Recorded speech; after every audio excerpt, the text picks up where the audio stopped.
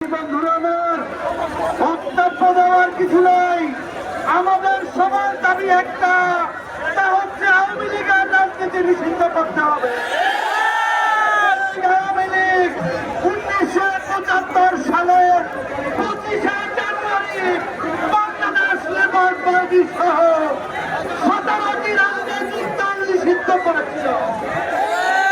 আওয়ামী লীগ 1974-75 সালে 430,000 নেতা কর্মীদেরকে হত্যা করেছিল। আওয়ামী লীগ ছাত্রছাত্রীদের হাজার হাজার মুসলমানদেরকে হত্যা করেছিল।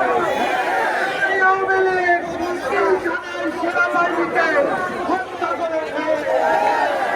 আওয়ামী লীগ ছাত্র জনতাকে গণহত্যা করেছে। সেজন্য আমরা আওয়ামী লীগের নিষিদ্ধ চাই। সবাই আমার সাথে ছেলে বন্ধুরা,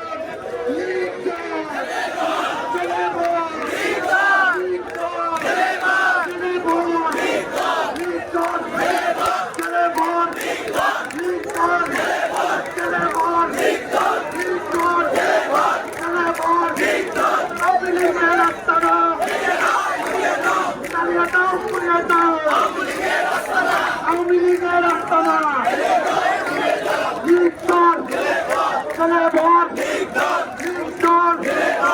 আমরা এই সরকারকে বলতে চাই, এই সরকার আমাদের রক্তের উপরে প্রতিষ্ঠিত হয়েছে।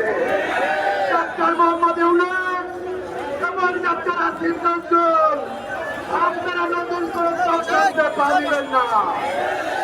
এই জায়গা থেকে ফয়সালা হবে।